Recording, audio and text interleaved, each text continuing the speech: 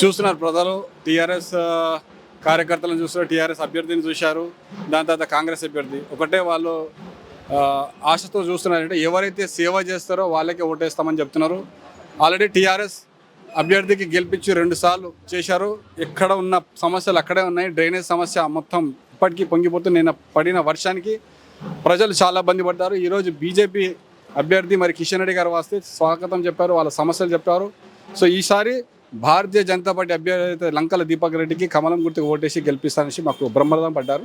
ప్రజలందరూ ఆడవాళ్ళైనా మగవాళ్ళైనా అందరూ స్వాగతం పలికారు. నవీన్ యాదవ్ అది ఏంటంటే అతనికి రాజకీయ అనుభవం లేకుండా వాళ్ళ నాన్నగారు చేసిన కార్యకలాపాలు అదే ధోరణిలో ఏదైతే వాళ్ళ నాన్నగారు ఏదైతే సెటిల్మెంట్ చేశారో టీఆర్ఎస్ వాళ్ళే వాళ్ళపైన కేసులు పెట్టారనుకో.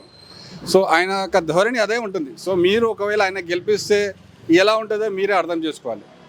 సో ఆయన ఏం చెప్తున్నా అంటే ఖబర్దార్ అంటే ఇక అదే మరి అది వాళ్ళ నాన్న అయితే రౌడీ షీట్ ఓపెన్ చేశారో అతను కూడా అదే లెవెల్లో మాట్లాడుతున్నారు. సో మనకు రౌడీ షీటర్ కావాలన్నా సేవ చేసే నాయకులు కావాలా ఓటర్ ఆలోచించి కమలం గుర్తుకు ఓటేస్తారు. భారతీయ జనతా పార్టీ అభ్యర్థిని స్వాగతిస్తారు. రేవంత్ రెడ్డి పాలన ఎట్లా ఉంది? ఇక అందరు చూస్తూనే ఉన్నారు కదా, 6 గ్యారెంటీలు అన్నారు. దాంట్లో ఒక గ్యారెంటీ కూడా సరిగా లేదు. ఉన్న ఒక గ్యారెంటీ ఆ ఫ్రీ బస్సు, దాని తర్వాత పిల్లలకు స్కూటీలు ఇస్తా అన్నారు, లేదు. షాదీ వరకు తులం బంగారం అన్నాడు, ఎక్కడ తులం బంగారం? టీఆర్ఎస్ ప్రభుత్వం ఇప్పుడు తులం బంగారం అంటే 2 లక్షలు, అంటే ఇప్పటివరకు ఎవరికి ఇచ్చిన పాపన పోలేదు. ఇక్కడ జూబ్లీహిల్స్లో చాలామంది ఎక్కడైతే పెళ్ళిళ్ళు అయితే మేము అడుగుతుంటే ఇప్పటివరకు ఏమీ రాలేదు. సో అన్నీ మోసమే ఉన్నది. సో భారతీయ జనతా పార్టీ నిజాయితీ కార్యకర్తలు, నిజాయితీమైన నాయకులు, అవినీతి లేని సమాజాన్ని నిర్మించాలని భారతీయ జనతా పార్టీ చెప్తుంది. సో అందరూ బ్రహ్మదానం పడుతున్నారు. ఇక్కడ రాష్ట్రంలో కిషన్ రెడ్డి గారు మంత్రి వహిస్తున్నారు. వారి నాయకత్వంలో రాబోయే రోజుల్లో తెలంగాణలో అధికారాలు ఇస్తాం.